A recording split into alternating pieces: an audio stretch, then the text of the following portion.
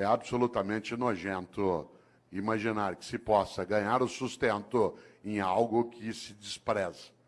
Isso é comum. Isso é comum, inclusive, a pessoas que no dia a dia, você sabe, eles argumentam que ele vai ser mais ou menos, também pelo salário que me pagam. Você já imaginou esse princípio aplicado ao corpo de bombeiros? Tua casa está pegando fogo, já apagaram a sala, a cozinha. De repente você olha, o bombeiro está enrolando as mangueiras, guardando. Fala, onde você vai? Ué, 5 horas, é o meu horário. Então, mas está pegando fogo lá. Não, mas ó, é o meu horário, me paga até essa hora. Já imaginou um cirurgião no hospital fazendo uma sutura de apêndice? Tem que dar 20 pontos na sutura, ali no teu ponto de Mark Barnes, para poder fechar direitinho, porque não tem equipamento para fazer laparoscopia. O que ele faz? No 8º ponto, fala, vou parar aqui mesmo, pelo que me pagam. 8 pontos tá bom já. Você já imaginou? Você sabe que há pessoas que se conduzem desse modo no cotidiano. Obviamente que eu não estou falando de trabalhar sem remuneração, estou falando de outra coisa. Da capacidade de entender o quanto que a vida é muito curta para ser pequena. E algumas pessoas se apequenam no modo como se relacionam na atividade que desenvolvem. Por isso, volto eu aqui a uma questão, você que ainda tem um tempo de desespero até 11 horas. Qual é a tua obra? Quando você se for, e você se vai, e eu também, o que vai ficar? O que vai ficar que não estrague, não apodreça? E repito, não seja objeto de disputa odiosa. Isto é, o que você e eu fazemos que honra nossa própria existência? Interessante. Uma das coisas mais marcantes quando se pensa em gestão e liderança é gerir para elevar a vida coletiva. Atuar de maneira que não seja cínica. Ética não é cosmética. Ética não é cosmética, não é uma coisa de fachada. Desse ponto de vista, claro, se nós imaginamos o propósito daquilo que fazemos, é a nossa capacidade de ganhar importância. Eu já observei, você também, várias situações em que algumas pessoas, elas não deveriam estar naquela atividade, especialmente em alguns ramos da atividade pública, porque ela, primeiro, não merece que o povo pague o salário dela, porque ela finge, e segundo, ela despreza aquele lugar. Mas há outras pessoas que, é claro, merecem muito mais do que recebem. Há outras pessoas que, de fato, têm que ser honradas no dia a dia, na atividade pública, mas nem sempre. Afinal de contas, como você bem lembra, há uma coisa aí que é decisiva, que marca, inclusive, nossa percepção. A ideia que se tem até, né, e que não pode, de maneira alguma, ser deixada de lado de pessoas que não querem se apequenar. Curioso. Quem aqui é professora ou professor, se você acabou de entrar na atividade de docente, se você é um funcionário novo na Câmara ou na Prefeitura, vou te dar um conselho. Se você quiser ter uma vida que seja relevante, que cresça, ouça o que eu vou dizer. Afaste-se de funcionário velho. Afaste-se de funcionário velho. Aproxime-se de funcionário idoso. Não confunda idoso com velho. Idoso é uma pessoa que tem bastante idade. Velho é aquele que é morno, que acha que já sabe, que não precisa mais se mexer. Afaste de professora velha na escola. Sabe como é que é professora velha? Idoso é uma pessoa de 65, 70, 80 anos de idade. Velho é aquele que é morno. Quer ver um exemplo? Você chega numa escola cheia de ideias, quer fazer coisas, a professora velha fala assim, sossega aí. Com o tempo você vai aprender. Quando você estiver no meu tempo de serviço público, você vai ver. Sossega, fica na tua. É só mudar governo, as coisas voltam ao que era. Afaste de funcionário velho. A pessoa velha, ela faz mal. Ela é homicida. Isto é, ela assassina as condições de vida coletiva numa comunidade. Se ela estiver na atividade pública, pior ainda. Você já imaginou? Aproxime-se de gente idosa. Gente idosa quer aprender, frequenta a escola, vem para debate, lota um auditório na Câmara. Os que têm mais idade aqui, alguns perguntariam, tal como eu, o que você veio fazer? Quero continuar aprendendo, sabendo, indo buscar. Há pessoas que acham que já sabem. Ah, não, para quê? Ao contrário. Por isso, atenção. Há um grande pensador que muitos conhecem aqui, chamado Padre Antônio Vieira, um grande português que viveu no Brasil. Padre Antônio Vieira começa um sermão dizendo: o peixe apodrece pela cabeça. O peixe apodrece pela cabeça. Já viu um peixe apodrecer?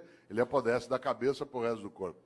E há pessoas que apodrecem pela cabeça. Isto é, uma cabeça que é morna, fútil, banal, inútil. Afinal, o que é vida? A vida é curta para ser pequena, e é curta mesmo, 75 anos. É a nossa média hoje. 75 é nada. Para alguns que são jovens aqui, 75 é muito. Para vários de nós, é depois da manhã. Quando você tem 30 até 70, é. Agora não. Muda muito. Eu tomei um susto outro dia, vereador, porque eu fui fazer uma compra por internet. E eu tinha acabado de receber um cartão de crédito novo. E aí eu fui pôr, na hora que pediu a data de validade do cartão, eu fiquei parado olhando. O cartão tem mais validade que eu. Quando o teu cartão tem mais validade que você fica olhando aquilo. Claro, 75 é pouco. Minha mãe, 85 anos de idade, domingo me falou assim: filho, hoje lá na igreja uma velhinha me falou. Eu falei: mãe, defina a velhinha. Ela fala: ela deve ter uns 87. Fala: ah, bom. Claro. O que é vida? Guimarães Rosa, grande médico, escritor mineiro, colocou lá no Grande Sertão: viver é muito perigoso. Viver é perigoso, de fato. E nascer, então? Já imaginou como é difícil nascer?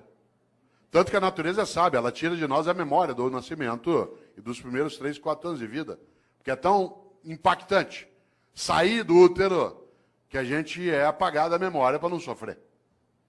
O lugar mais seguro que você já teve no universo é o útero da tua mãe. Tanto que quando você está mal, você quer voltar para lá. Você estava lá 8 meses e meio, numa boa, sem fazer nada. Meio líquido, nós adoramos meio líquido. Você estava lá balançando, não tinha que respirar, era alimentado automaticamente por um tubo, não tinha quase ruído, não tinha luminosidade, não havia contato, a temperatura era sempre equilibrada, homeostática. Melhor lugar do universo que você já teve. Tanto que quando você está mal, você quer voltar para lá. Você perdeu um amigo, perdeu alguém, perdeu um amor, você quer ficar no escuro, deitado, com o joelho em direção ao peito. Posição fetal. Você olha no hospital para pessoas com problemas mentais, nuas no pátio, deitadas assim, encolhidas. Claro, você estava lá numa boa, sossegado. De repente, depois de 8 meses e meio, esvaziou o líquido. E você começou a sentir contrações à tua volta. E foi escorregando, escorregando, escorregando. E alguém te segurou. E você sentiu contato pela primeira vez. Te ergueu, tirou do útero. Tinha luz no ambiente. O ruído aumentou, mudou a temperatura. E a pessoa te ergueu, te deu um tapa na bunda. E aí você fez o primeiro gesto fora do útero, que é... porque o último vai ser... Entre a primeira vez que você faz e a última que você faz, tem vida. Por isso que é bom não desperdiçar isso. E tem gente que desperdiça humilhando pessoas, sendo hipócrita, fingindo, desviando. Olha só. E ainda tem uma encrenca, dura só 75 anos. Divididos do seguinte modo: do 0 aos 25 você está se montando. Tua estrutura física, psíquica, relacional, cognitiva, reprodutiva. Dos 25 aos 50, você está reproduzindo outros humanos e trabalhando em alta intensidade. E dos 50 aos 75, você se prepara para o desembarque. Do 0 aos 25 monta, dos 50 aos 75 desmonta. Não ria. Vocês vão chegar lá. Quem está nessa fase como eu, você sabe que você está nela, porque cada dia não tem o café da manhã, tem menos comida e mais caixinha de remédio. Você vai atravessar aqui a avenida, você fica em dúvida, você corre e tem um infarto no meio. Ou seja, o que Deus quiser. Olha só, quem diria? Você sabe que você está nessa fase quando cada dia você tem menos bíceps e mais pânceps. Né? Mulheres não riam. Nessa fase vocês vão ser atingidos em cheio pela lei da gravidade. Tudo vai apontar em direção ao solo. E você vai ter que escorar com veneno botulínico, você vai ver. Você vai entrar na fase que a gente chama de California Dreams, que é The Mamas and the Papas, certo? Você ri? Pois morre. Claro, pode morrer professor, doutor, titular como eu, pode morrer prefeito pode morrer empresário, pode morrer diretor de departamento, pode morrer, tudo faz. Ou tem uma vida que não seja banal, inútil, fútil. Ou, para quê? E aí nós temos uma encrenca, nós vivemos só 75 anos e ainda somos um animal que dorme demais. Eu conheço gente que dorme 8 horas. Você pegar alguém que durma 8 horas, por exemplo, num dia de 24 horas, ele dorme 1/3 do dia. Numa vida de 75 anos, dá 25 anos dormindo. Aliás, tem gente que você encontra na segunda-feira, obrigado. Fala assim, aí, o que você fez no fim de semana? Aproveitei e dormi direto. Tô louco para chegar ao feriado para eu dormir uma semana, obrigado. Chama-se animal racional, olha só. Nós não somos só um animal que dorme demais, nós somos um animal que come demais. Cada um de nós come, de acordo com a FAO, a área da ONU que cuida de alimentos, 1,5 kg por dia de alimentos. 1,5 kg dia de sólidos, líquidos e gasosos. 1,5 kg, não é tanto. Por exemplo, você já comeu hoje, vai comer daqui a pouco, depois toma um lanche, uma latinha de refrigerante de 300 ml tem 300 gramas. Hoje até 11 da noite você já comeu mais do que 1,5 kg. Como tem fome no planeta, alguns de nós comemos mais do que isso, para dar essa média. 1,5 kg. Ao final de uma vida de 75 anos, 1,5 kg dia dá 42 toneladas de alimentos. 5 anos. Enquanto você estiver vivo, você vai deglutir 42 toneladas de alimentos do planeta. Claro, nós somos um animal que não tem só sistema digestório, nós temos sistema excretório também. E por isso, para o planeta não sair do eixo, a lei de Lavoisier tem que imperar. Cada um de nós também libera diariamente 1,5 kg de dejetos, sólidos, líquidos e gasosos. O que ao final de uma vida dá 42 toneladas de excrementos. Quando você se for, o planeta não será mais o mesmo. Você terá deglutido 42 toneladas dele e deixará como herança às próximas gerações 42 toneladas de excrementos. Qual é a tua obra?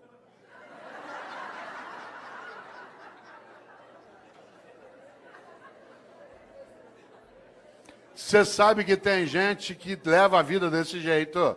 Ela destrói o ambiente, humilha pessoas, furta, desvia, finge, só para poder dormir mais do que necessita, comer e excretar em banheiros especiais.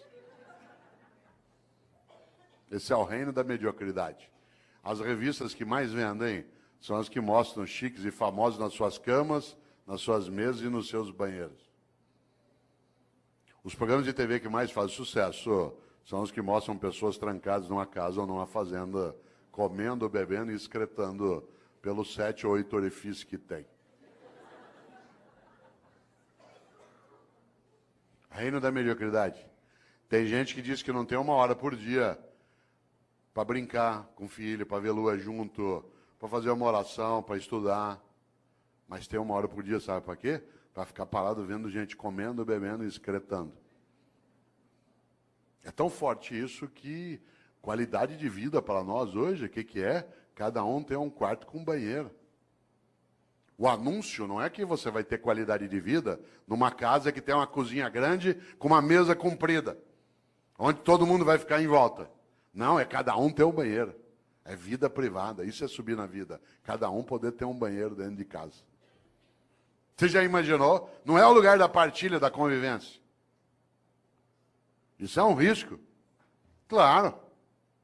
Já pensou? Depois morre. Se bobear, não fará falta.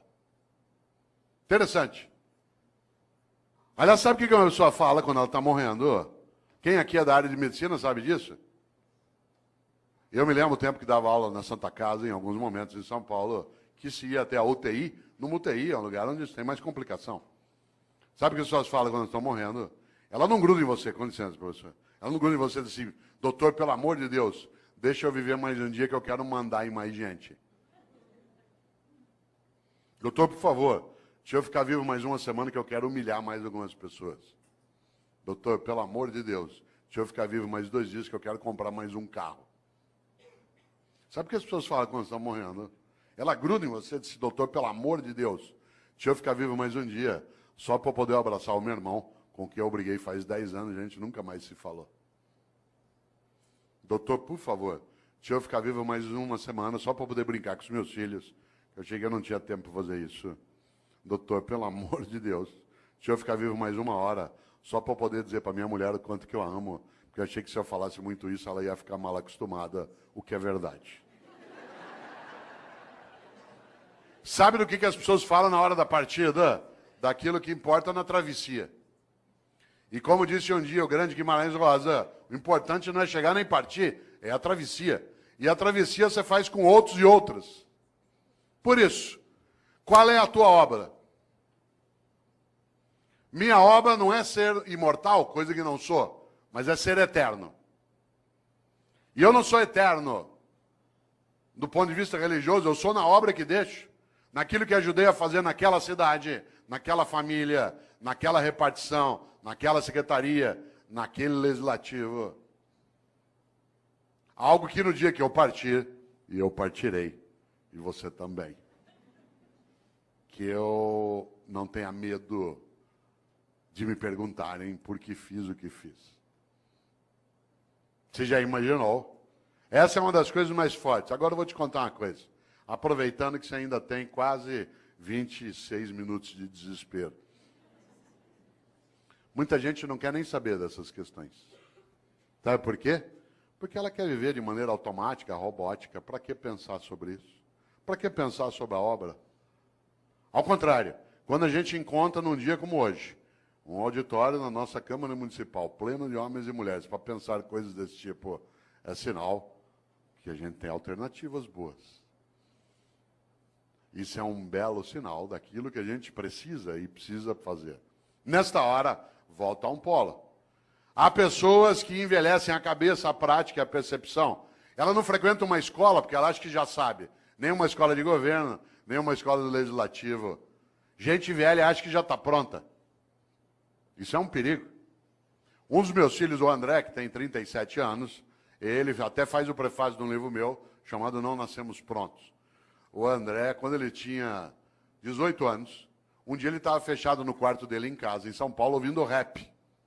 Eu gosto de rap, mas não é qualquer rap que eu gosto. E eu estava na sala em casa ouvindo ópera.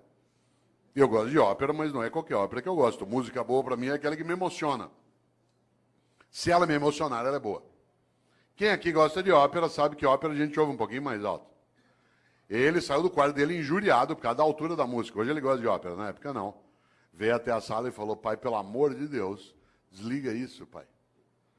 Aliás, eu estava ouvindo uma área do Puccini, que é maravilhosa, que eu não posso cantar aqui porque ela é para soprano, chamada Mio Babino Caro, meu papaizinho querido, que é magnífica. A Maria Callas a gravou um dia. Pena que eu não posso cantá-la aqui, né, por ser para soprano, mas talvez você a conheça. Eu até dou risada, porque tem gente que coloca essa área na igreja em cerimônia de casamento, na hora da bênção das alianças.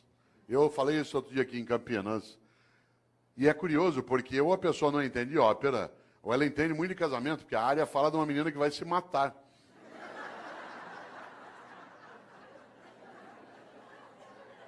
Você sabe que a coisa mais perigosa que existe na vida é incompetente com iniciativa.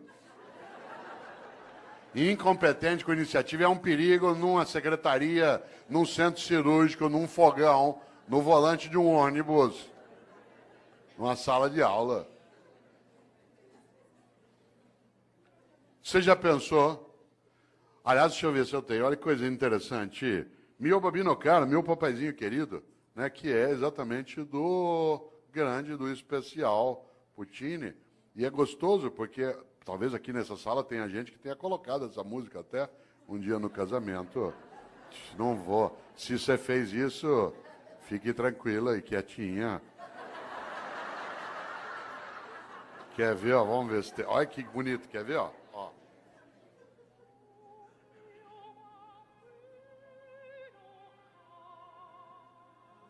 meu papaizinho querido.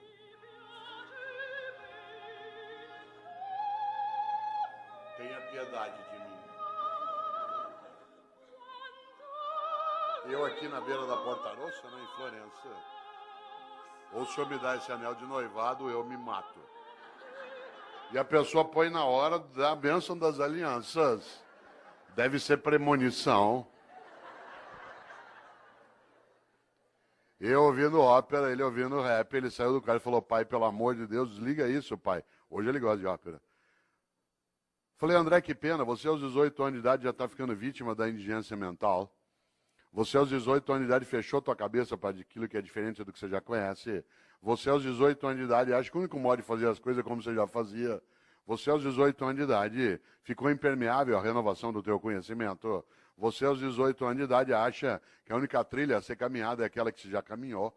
Você aos 18 anos de idade está ficando refém da pobreza das ideias. Ele falou, pai, você está ficando louco. Eu falei, André, eu estou ficando louco, você está ficando velho. Insisto, não confunda idoso com velho. Idoso é uma pessoa que tem bastante idade. Velho é aquele que acha que já faz o que pode.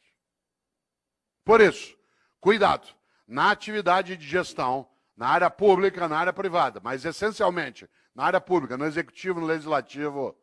É preciso cautela para não envelhecer. A prática, a percepção, a cabeça, porque o próximo passo do velho, com qualquer idade, é ficar morno. E a mornidade torna inútil. E a inutilidade torna absolutamente esquecível. Claro, quem é o grande padroeiro dos velhos?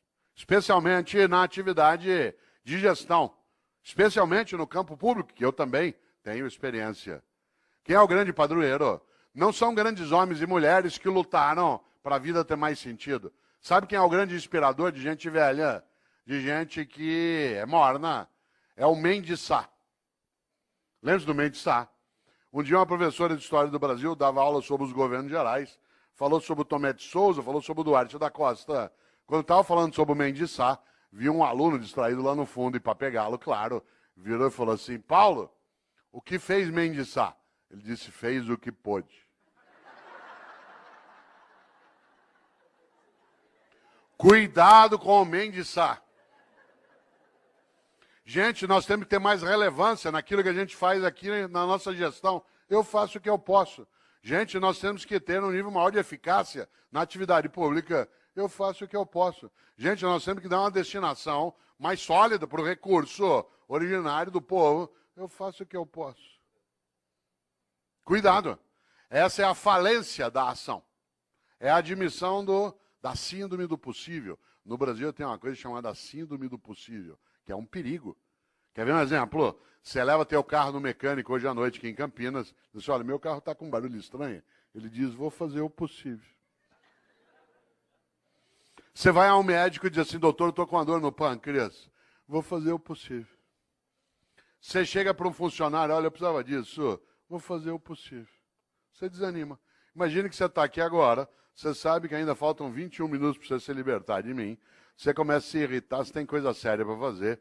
De repente, você começa com uma dor, uma cólica no baixo ventre, que vai para lá e para cá. Tua perna direita começa a tremer, você começa com um pouco de sudorese, ânsia de vômito, calafrio. Isso é sinal de apendicite. A gente pega você, leva para um hospital aqui perto, afere tua temperatura, vê que você está com indício, te para anestesia. Vai levando para o centro cirúrgico, você vai deitado no corredor, vendo passar aquele teto branco na maca. Aí você gruda na mão do médico e diz assim, doutor, vai dar certo a operação? Ele diz, vou fazer o possível.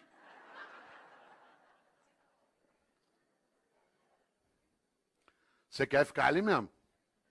Nessa hora nós temos de aprender uma coisa com os norte-americanos. Não é tudo com eles que a gente aprende, não é tudo deles que a gente rejeita. Tem várias coisas deles que a gente não precisa aprender. Parênteses, há 4 anos, presidente, eu estava em Brasília, aliás, onde estarei amanhã, né, que eu tenho um evento lá.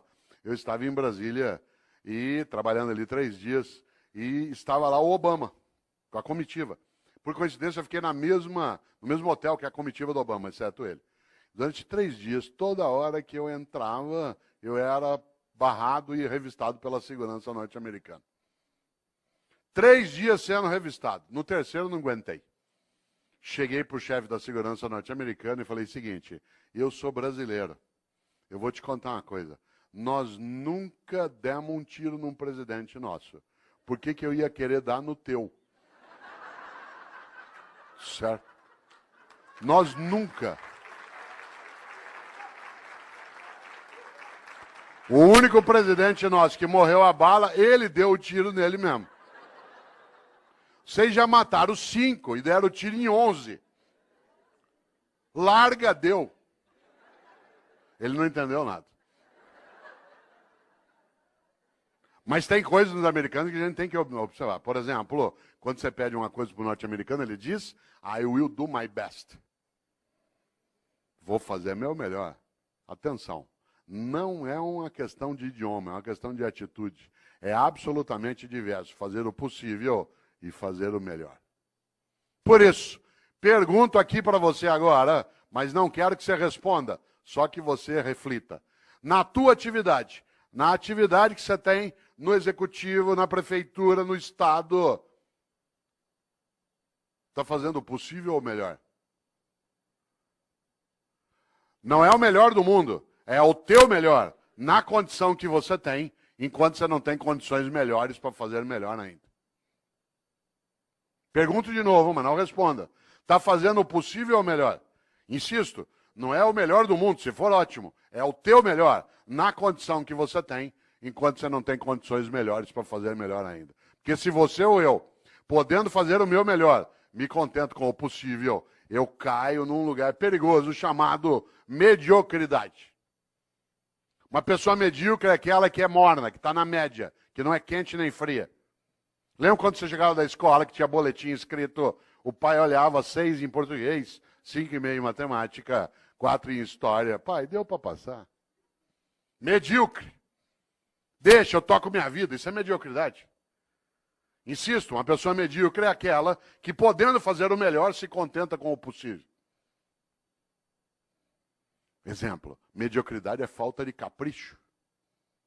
Capricho, sabe o que é capricho? Capricho é você fazer o teu melhor na condição que você tem, enquanto você não tem condições melhores para fazer melhor ainda. Exemplo, minha mãe e eu moramos na mesma rua em São Paulo, por coincidência, e às vezes eu passo na casa dela no fim da tarde.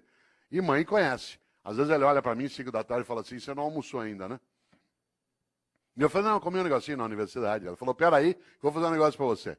E é aquela coisa meio mágica de algumas mães. Em 5 minutos aparece uma coisa para eu comer. Eu sou filho de italiano, uma coisa comum. Um pouco de talharina e com azeite e sal em cima, mais nada. E eu, com a fome que eu estou naquela hora, comeria o prato vazio. Portanto, ela pode fazer qualquer coisa. Mas sabe o que ela faz? Faz um macarrão com azeite e sal. Mas antes de servir, pega um tomatinho cereja, corta em 4 e põe em cima. Capricho. Capricho é você fazer o teu melhor na condição que você tem, enquanto você não tem condições melhores para fazer melhor ainda. Eu, no Paraná, quantas vezes, caipira, ia até a roça visitar a casa de alguém, quem aqui conhece sabe, na roça, aquela casa que a gente chama de pau a pique, casa de barro com madeira trançada, entrava na casa, chão de terra, tudo varrido. Tudo varrido, capricho. Ah, mas o chão já é de terra, capricho, fazer o melhor na condição que tem, enquanto não tem condições melhores para fazer melhor ainda, para não ser medíocre. Pedia eu para tomar um gole d'água na roça. A mulher corria pegar uma canequinha, daquela de alumínio, toda amassada. Areada. Passava areia em volta. Ah, mas já é pobre mesmo? Epa, pobre, mas é limpinho. E tem gente que não é pobre, limpinho não é. E tem gente que é pobre e não é limpinho. Medíocre. Pobre na roça tem roupa de ver Deus. Vai à igreja. Pode, não, roupa não é nova, vocês têm remendo, mas está limpinha. E põe no sol para coarar. Quantas vezes eu, como secretário de educação na capital, ia visitar uma escola municipal, teto caindo, água escorrendo, culpa nossa do poder público. Mas a escola toda arrumada, limpinha, as carteiras em ordem, velhinhas, mas em ordem. Florzinha, sala dos professores. Capricho. Capricho é você fazer o teu melhor na condição que você tem, enquanto você não tem condições melhores para fazer melhor ainda. Tem gente que é medíocre. E aí a obra fica medíocre. Ah, mas do jeito que me pago. Ah, mas do jeito que é. Ah, mas eu não tenho condição. Todos os dias nesta cidade, às 3:30 da manhã, algumas pessoas acordam, pegam 2, 3 ônibus ou a moto e vão trabalhar no resgate do Corpo de Bombeiro ou do SAMU. Passa o dia tirando gente do meio de ferragem. Para ganhar no fim do mês 3.200, 3.400. Já imaginou? O que ele faz ali? O melhor. Se você perguntar para ele por que ele faz, ele falou, porque é importante fazer. Fazer o melhor naquela condição. Ah, mas eu não tenho desfibrilador na viatura, ou eu não tenho material de sutura. Fazer o melhor na condição que tem, enquanto não tem condições melhores para fazer melhor ainda. Eu conheço professor e professora, que é a minha área de rede pública do Estado da Prefeitura, que tem uma carência imensa de material e faz um trabalho magnífico, porque faz o melhor naquela condição, enquanto não tem condições melhores para fazer melhor ainda. Há pessoas que, em nome da condição, degradam a ação, em vez de ter um trabalho que é concomitante. Luta para melhorar as condições e vai fazendo melhor com aquelas que tem. Ah, mas aqui é assim, eu faço o que eu posso. Por isso, cautela. Quero aproveitar agora esses teus 13 minutos de desespero para pensar um pouco uma ideia dentro disso. Para a vida ter propósito, para você e eu não termos uma vida banal, fútil, inútil, superficial. É preciso, acima de tudo, que nós sejamos capazes de fazer o nosso melhor. Para isso é necessário pensar na obra. Para isso é preciso, acima de tudo, não ser morno ou morna. Afinal, como eu disse várias vezes e repito, a vida é muito curta para ser pequena. E a gente é pequena quando tem uma vida banal, fútil, inútil, medíocre. Nesta hora, você conhece gente que é mãe medíocre, pai medíocre. O medíocre não é o que é pobre, não é o que não tem recurso, é aquele que com o recurso que tem não cuida do melhor modo que consegue com aquele mesmo recurso. Você tem cidade em que o executivo quase não tem condição e ele cuida do melhor modo, naquela condição. Ah, mas aqui é assim, cautela. Nesta hora, quero lembrar algo decisivo. Um dos homens que eu mais admiro na história é um pensador italiano do século VI, chamado Benedetto di Nursia, Bento de Núrcia, que os católicos, os anglicanos e ortodoxos chamam de São Bento. São Bento criou uma ordem religiosa, uma ordem maravilhosa chamada beneditina, com um lema magnífico. Aliás, um belo lema para a ordem religiosa, porque o lema da ordem beneditina é ora et labora, reza e trabalha. Reza e trabalha, porque só rezar sem trabalhar as coisas não acontecem. E só trabalhar sem rezar as coisas perdem reverência. Reza e trabalha. Mas o mais interessante é que Bento de Núrcia, o São Bento, criou uma regra de funcionamento para a ordem beneditina. Essa regra diz o que o monge pode e não pode fazer, deve e não deve fazer. E eu quero trazer aqui, para ir amarrando a reflexão, aquela regra que para mim é a mais importante. No livro Qual é a Tua Obra, que é da editora Voz, eu trago um pouco essa discussão, mas eu a retomo mais recentemente no outro livro, que hoje o presidente trouxe para assinar, que é o Pensatas Pedagógicas.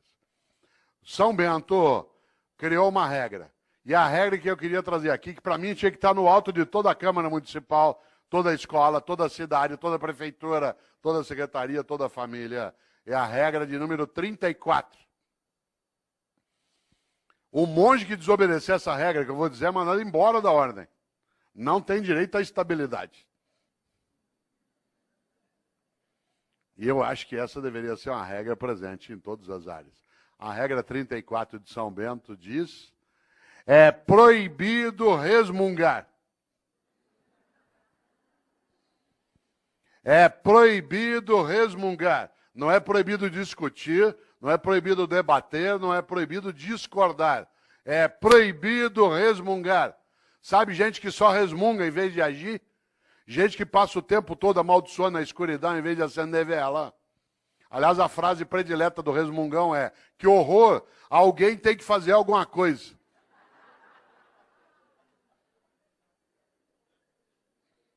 É proibido resmungar. Não é proibido discutir, debater e discordar. Mas o resmungão é medíocre. Aliás, todo resmungão é vagabundo. Toda resmungona é vagabunda. E a melhor maneira de não precisar fazer nada é acreditar que nada pode ser feito. Por isso, todo vagabundo e toda vagabunda tem uma característica: é pessimista. Aliás, é tão vagabundo que nem chama a si mesmo de pessimista, chama de realista. Porque a melhor maneira de não precisar se mexer é achar que não há nada que vale mexer.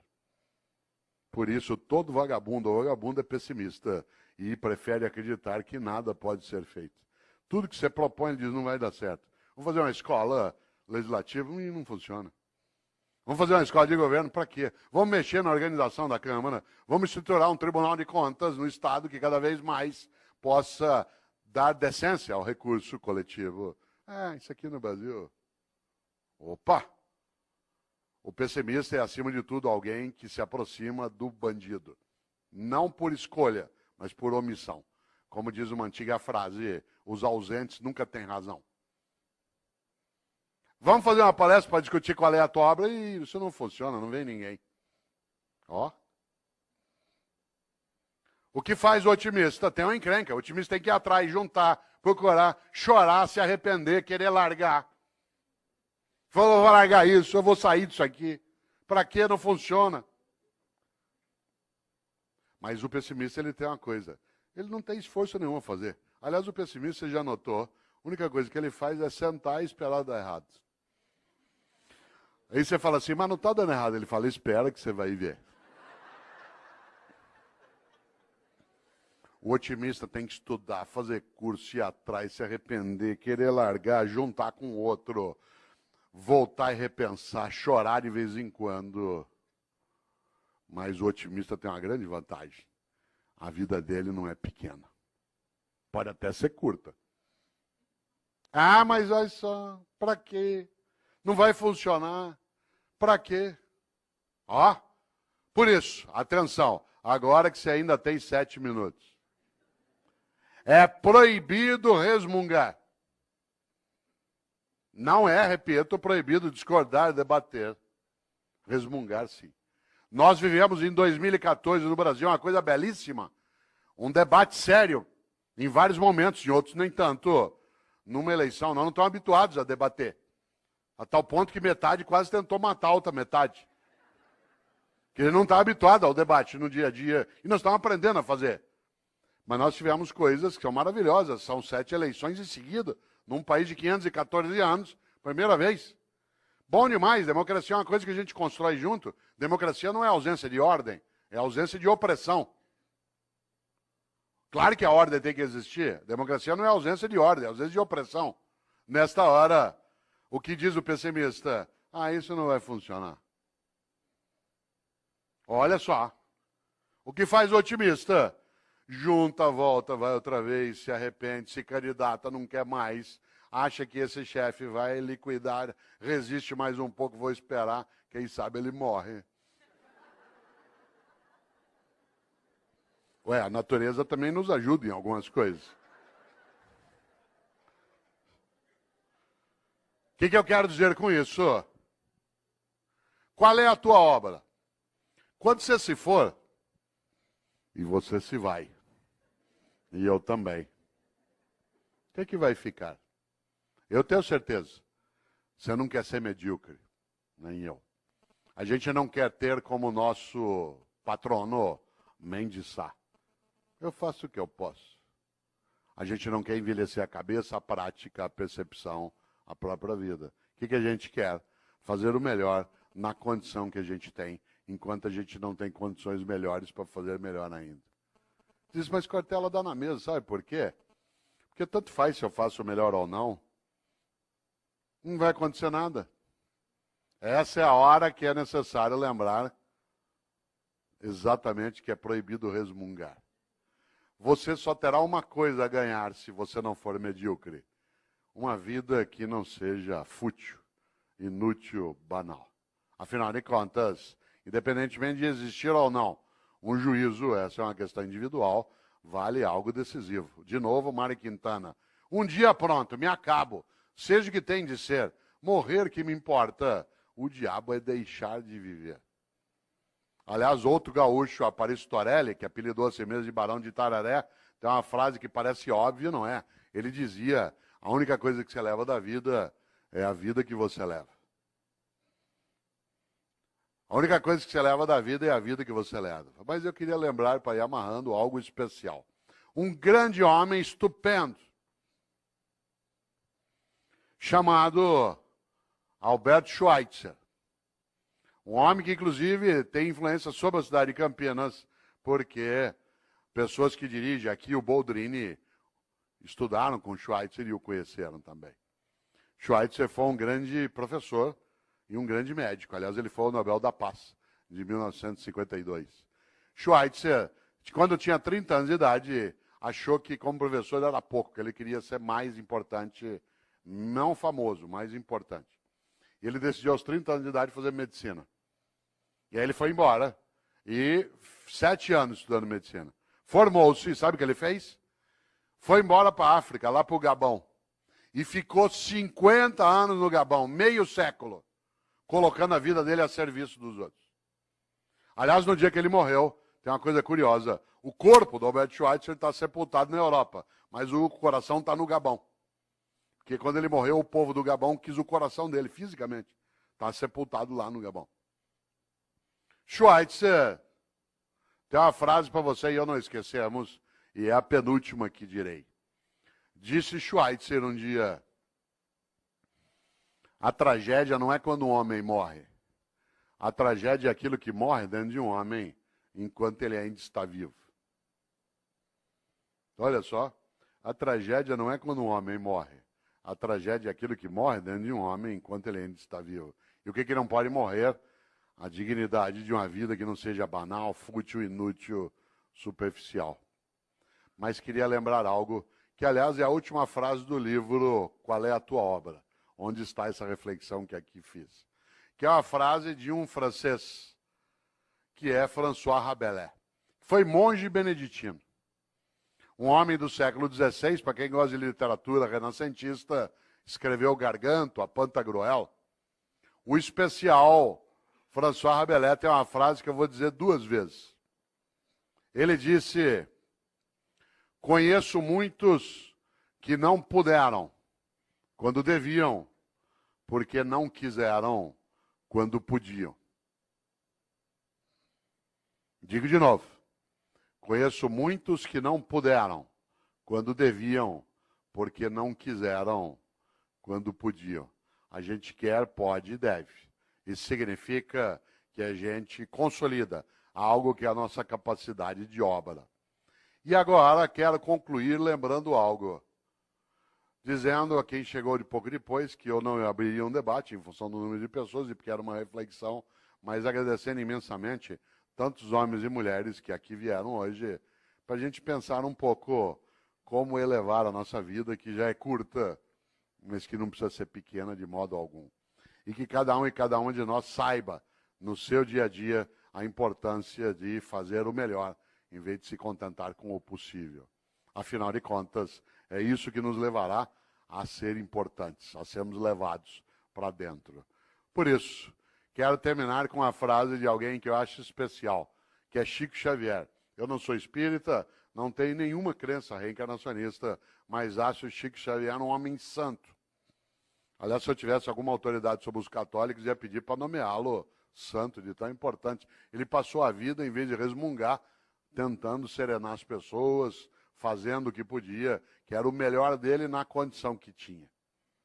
Chico Xavier, como sabe aqui os espíritas, tem uma frase que serve para você e para mim, porque alguns dizem assim, mas Cortella, agora é tarde. Chico Xavier dizia, embora ninguém possa voltar atrás, e fazer um novo começo. Qualquer um pode começar agora a fazer um novo fim. Olha só, embora ninguém possa voltar atrás e fazer um novo começo, qualquer um pode começar agora a fazer um novo fim. Por isso, lembro eu aqui para fechar, você e eu temos sim de construir uma vida que nos torne importantes. E quando a pergunta vier, se você não existisse, que falta faria? Ter clareza da resposta. Termino de vez, já disse isso 2 vezes, mas está lá, ó, 11 horas. Termino de vez me despedindo também, agradecendo, cumprimentando o presidente da Câmara, me despedindo com um cumprimento árabe. Eu sou casado com um árabe, com uma mulher árabe, né? E os árabes, quem aqui é árabe sabe, os árabes se despedem, tem a ver com a palestra, de um jeito especial. Ele aperta a mão, presidente, e diz, vida longa e morte rápida. Pô, isso é uma coisa funda, olha só. Vida longa e morte rápida. Viva bastante, mas quando for a tua hora, se for a tua hora, que seja de imediato. Esse é um desejo fortíssimo.